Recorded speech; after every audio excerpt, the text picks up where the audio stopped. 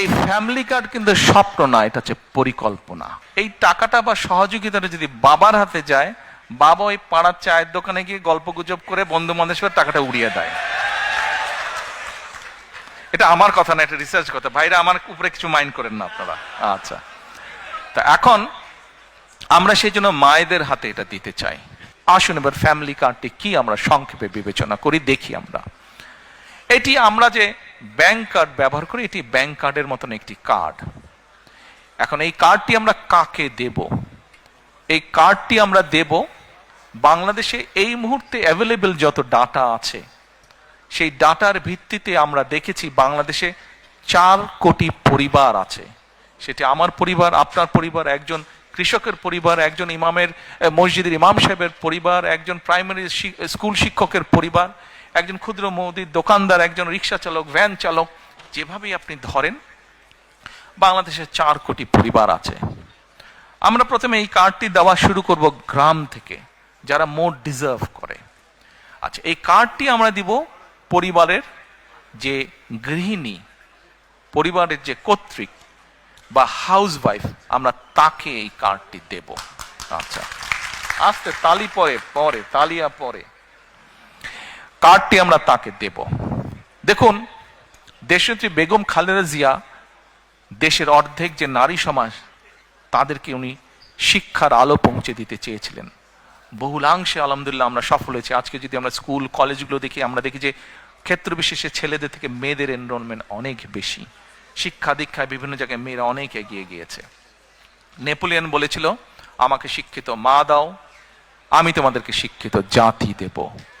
প্রিয় ভাই বোনেরা, এই কার্ডটি ইনিশিয়ালি আমরা ধীরে ধীরে 4 কোটি পরিবারের, আমাদের প্ল্যান অনুযায়ী 4 কোটি পরিবারকে দেব। বাট এই 4 কোটি পরিবারের মধ্যে আমিও আছি, আমার স্ত্রী ডক্টর জুবাইদাও আছেন। কিন্তু ডক্টর জুবাইদা এই কার্ডটি নেবেন না। কেন? কারণ এই কার্ডটি থেকে রাষ্ট্র বা সরকার যেই সুবিধা দেবে একটি পরিবারকে, আলহামদুলিল্লাহ ডক্টর জুবাইদার এটি প্রয়োজন নেই।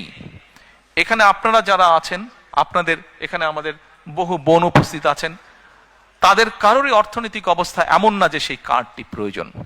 এইভাবে বাংলাদেশের 4 কোটির মধ্যে আমরা মনে করি বহু পরিবার আছে যাদের প্রয়োজন নেই, কাজে তারা এই সুবিধাটা নেবেন না। তার ফলে যেটা হবে, আমরা যারা সঠিক মানুষ, এটি কিন্তু আমরা জেনারেল রাখছি, কার্ডটা ইউনিভার্সাল রাখছি।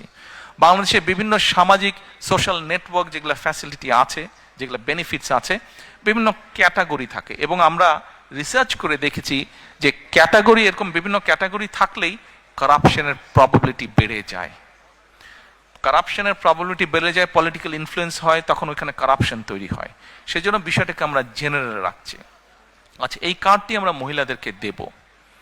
আমরা এর মধ্যে কতগুলো 10টা স্পট, সরকারের কিছু নিয়ম আছে, আপনি হুট করেই চালু করতে পারবেন না, পাইলট প্রজেক্ট করতে হয় সরকারকে। RICL TMX, যুগের পর যুগ স্থাপনা থাকে মজবুত। এই কার্ডটির মধ্যে আমরা 2টো উপায় রেখেছি। 2 থেকে 2,500 টাকা পর্যন্ত আমরা কিছু মহিলা বা পরিবারকে বা হাউসওয়াইফকে আমরা দেব, আর 2,500 টাকার সম পরিমাণ খাদ্য সহায়তা আমরা দেব।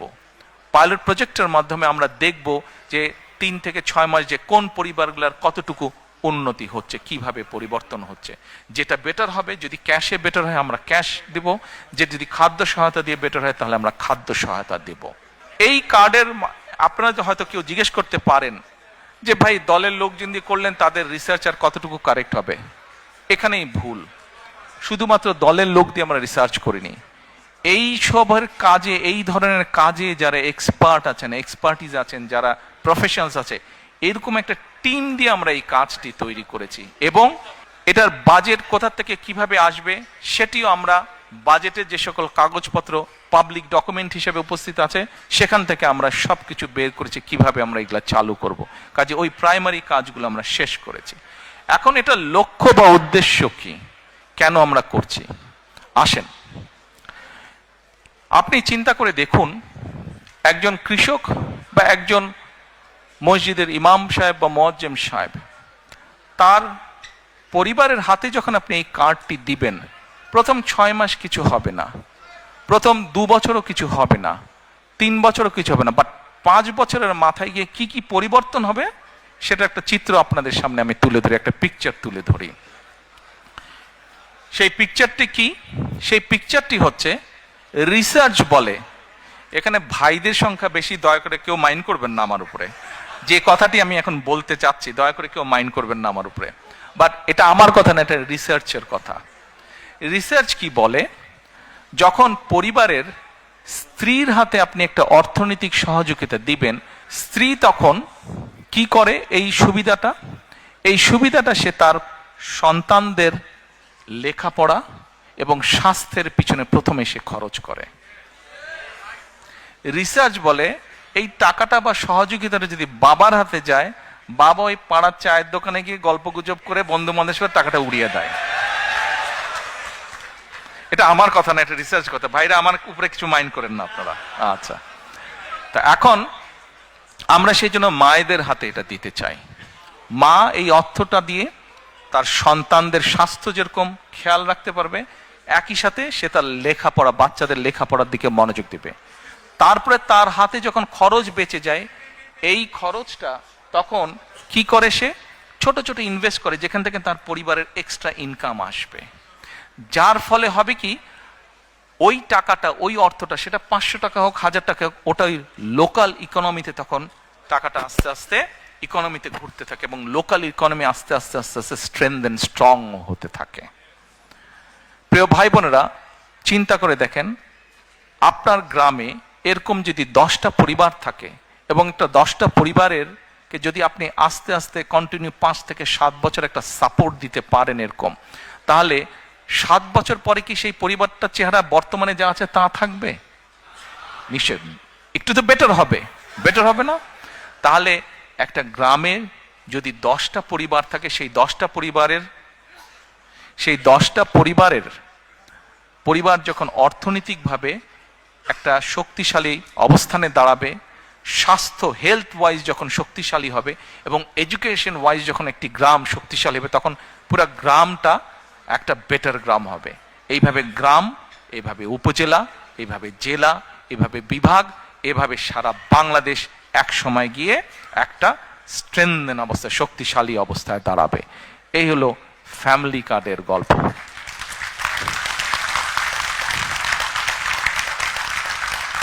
এই ফ্যামিলি কার্ড কিন্তু স্বপ্ন না, এটা হচ্ছে পরিকল্পনা, এবং ইনশাল্লাহ এই পরিকল্পনা আমরা বাস্তবায়ন করব। আমরা যদি 4 কোটি পরিবারের অন্তত 30 to 40% কাছে রিচ করতে পারি, তাহলেও ইনশাল্লাহ বাংলাদেশের চেহারার একটা বিরাট পরিবর্তন হবে।